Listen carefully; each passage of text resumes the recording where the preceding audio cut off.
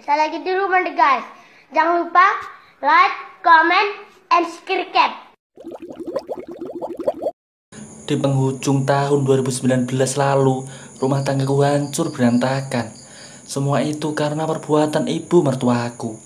Ibu mertuaku awalnya selalu merendahkanku. Akhirnya terjadi peristiwa aku dan ibu mertuaku yang tak sanggup aku menolaknya. Sehingga istriku mengajak berpisah karena sudah gak kuat melihat semua yang sudah terjadi.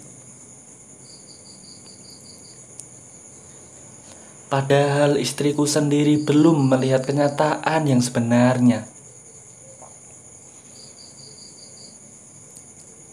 Dari awal mertuaku menunjukkan bahwa dia tidak setuju aku menikah dengan anaknya. Tapi karena cinta kami berdua sangatlah kuat, mertuaku tak bisa berbuat apa-apa, dan akhirnya kami pun menikah. Ini kisah yang sangat menyedihkan dalam hidupku. Aku menikah dengan istriku Jessica berdasarkan cinta. Tapi ibu Jessica yang tidak pernah merestui hubungan kami. Hal itu membuat diriku kecewa sama mertuaku. Tapi walaupun begitu, aku harus tetap menghormatinya. Aku sadar aku bukanlah orang yang kaya raya. Aku hanya sebagai pelayan di restoran kecil yang gajinya tidak seberapa. Seringkali aku mendapat sindiran dari mama mertuaku itu. Mau makan apa nanti nak kalau hanya mengandalkan gaji suamimu? Kata ibu mertuaku menyinggungku. Itu salah satu sindiran yang sering aku dengar dari mertuaku. Aku mencoba menguatkan hatiku sendiri.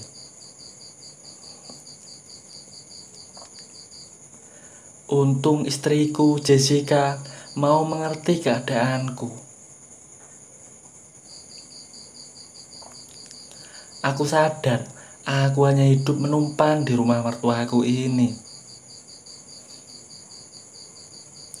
Sebenarnya aku ingin keluar dari rumah ini yang sudah seperti neraka bagiku. Tapi apa daya, diriku sendiri belum mapan, sedangkan istriku sendiri tidak bekerja.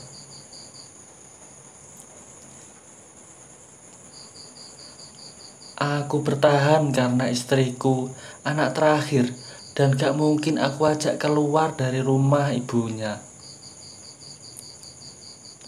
Ibunya yang tinggal sendirian karena mertua laki-laki sudah meninggal beberapa tahun yang lalu.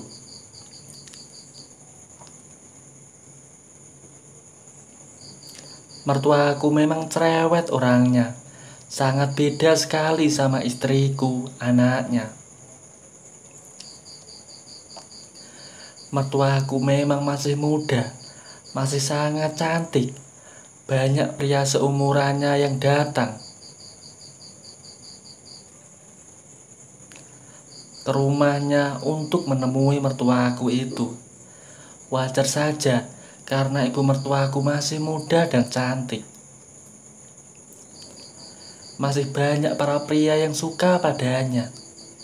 Tapi kenapa ibu mertuaku gak kunjung menikah lagi? Dalam pikiranku, mertuaku ini pasti memperalat para pria itu. Yang penting bisa keluar uang untuknya. Mertuaku ini sangatlah licik. Ia menghalalkan segala cara agar bisa mendapatkan uang, termasuk memoroti teman-teman prianya.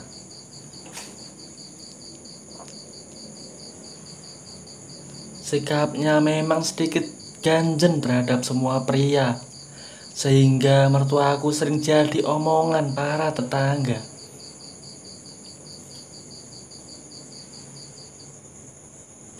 Aku gak habis pikir kenapa mertuaku seperti itu, padahal dia memiliki anak perempuan.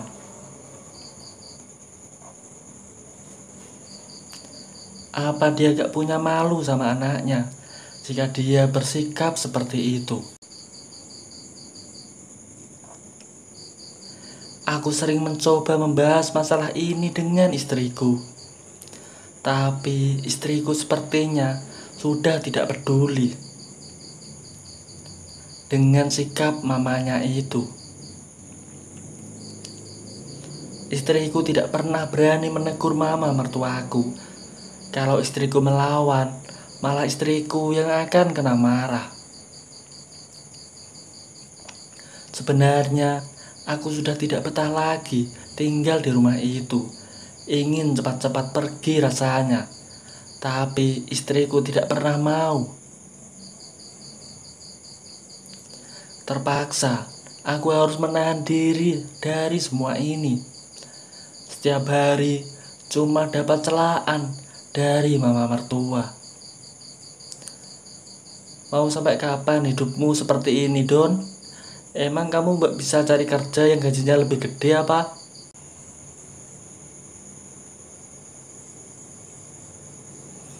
Gak bisanya cuman jadi pelayan restoran.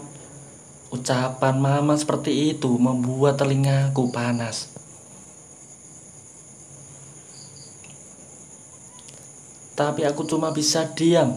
Aku gak mau meladeni omongan mama mertuaku itu.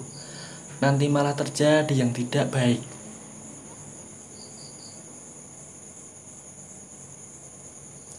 Aku harus bisa sabar dalam menghadapi hal seperti ini. 5 tahun sudah pernikahanku dengan Jessica, tapi belum juga dikaruniai anak.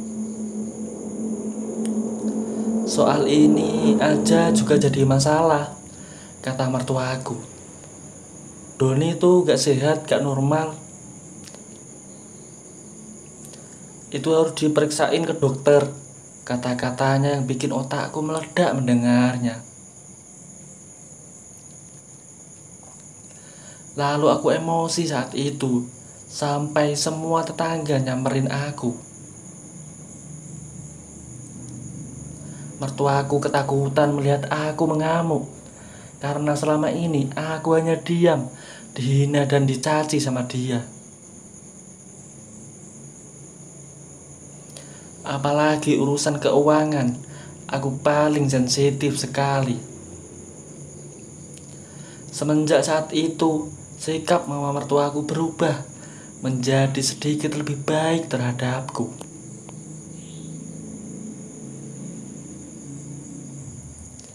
Dia lebih perhatian, pokoknya sangat berubah. Aku sendiri heran melihat sikapnya yang berubah seperti itu. Kok bisa ya? Apa mama takut pas aku emosi kemarin? Gumamku dalam hati. Biar bagaimanapun juga dia mertuaku. Aku tidak akan membencinya. Emosiku hanya sesaat. Dia sudah aku anggap seperti orang tua kandungku sendiri.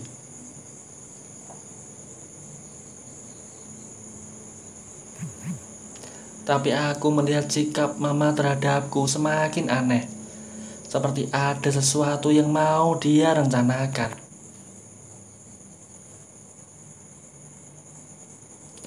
Tapi aku tidak pernah berpikir sejauh itu.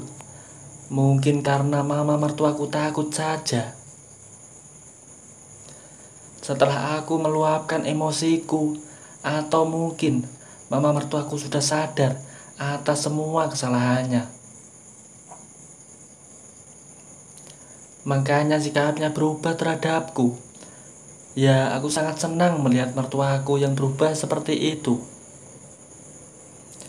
Sudah tidak seperti dulu. Dulu rasanya seperti mau makan orang saja.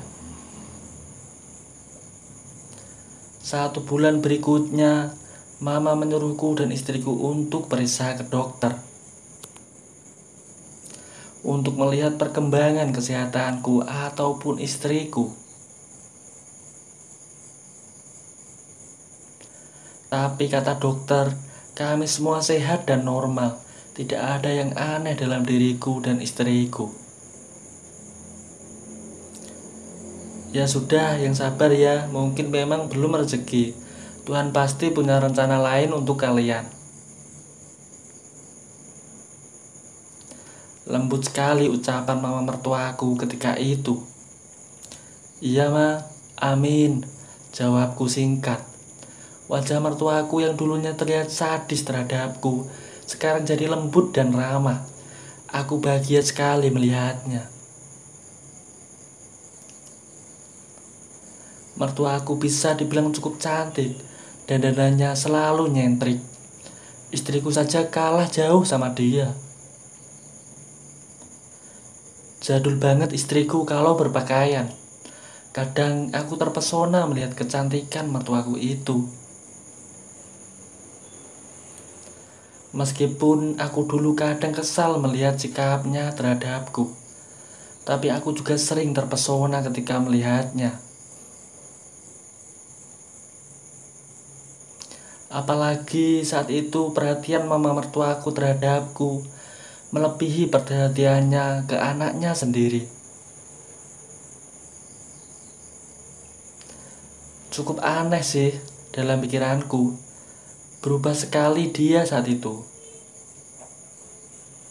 Mungkin ini penyesalan hidupnya yang sudah menyia-nyiakan menantunya selama ini. Dan dia juga sering minta aku anterin dia ke tempat teman-temannya. Di sana aku diperkenalkan dengan teman mama mertuaku itu. Namanya Ibu Indah. Lebih cantik dari mama mertuaku itu. Masih terlihat segar dan lumayan enak dipandang, hingga membuatku berimajinasi.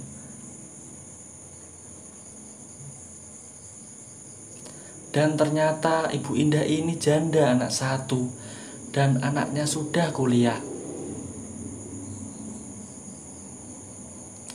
Anaknya jarang di rumah, sehingga Ibu Indah ini sering sendirian di rumahnya.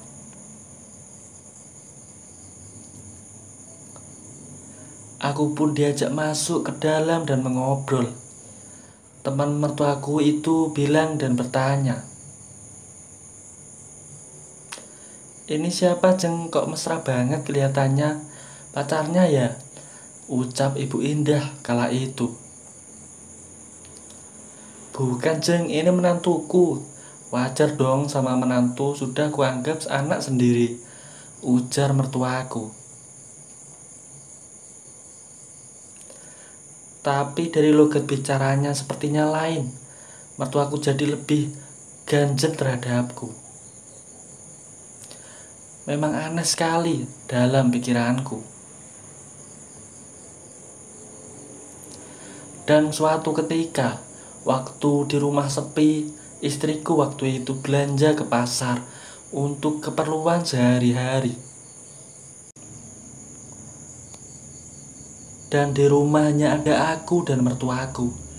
Mertuaku ini memintaku untuk memijat pundaknya.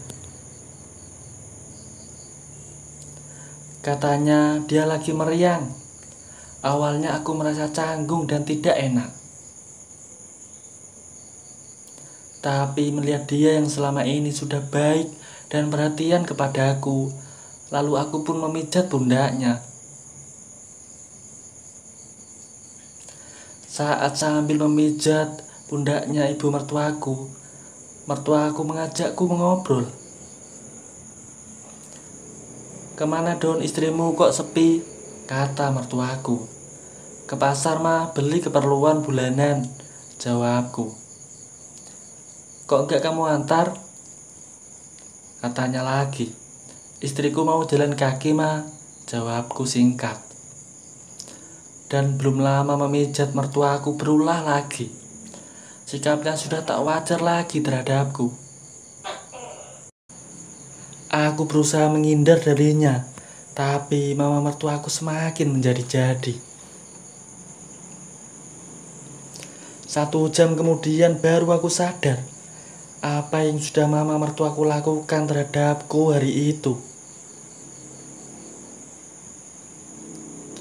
Kecantikan dan kelembutannya kepadaku ternyata ada maksud tertentu. Aku sebagai laki-laki yang manusia biasa terlena dalam kendali mama mertuaku.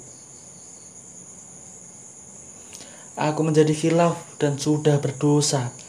Ternyata selama ini mama mertuaku menyukaiku. Dia sengaja mencari cara supaya aku berpisah dengan anaknya, dan dia ingin memiliki aku seutuhnya. Aku pun tidak bisa menolaknya, dan terpaksa kami menjalani hubungan rahasia ini di belakang istriku. Namun hubungan rahasia itu tidak bertahan lama. Aku terpaksa berpisah dengan istriku. Setelah istriku mengetahui semua yang sudah terjadi, aku sangat menyesali semua itu. Aku pun akhirnya kehilangan istriku dan juga mama mertuaku yang sudah baik kepada aku. Sejak aku berpisah dengan istriku, aku keluar dari rumah mama mertuaku, lalu hidup menduda. Akhirnya, aku menjalani hidup sendiri di sebuah rumah kos yang aku sewa. Jarak rumah kos tidak terlalu jauh dari rumah istriku, karena saat itu aku sengaja memilih di situ. Karena aku masih mencintai istriku dan aku ingin melihat dan memantau kondisinya. Namun bukan itu yang aku dapatkan. Malah mama mertuaku yang sering datang ke kosku. Aku sudah berusaha menghindar darinya. Namun aku tak sanggup dan tak kuat menahan semua itu. Akhirnya terulang lagi peristiwa itu. Bukan hanya sekali, bahkan berkali-kali. Ma, aku rasa cukup sampai di sini saja ya. Aku ingin bertobat dari semua ini, ujarku. Tapi Ma, semua ini harus berakhir. Kita tidak boleh terlena dengan semua ini. Jawabku lagi. Dan aku juga masih mencintai Jessica. Kita harus mengakhiri semua ini ya Ma, pintaku kepada mama mertuaku.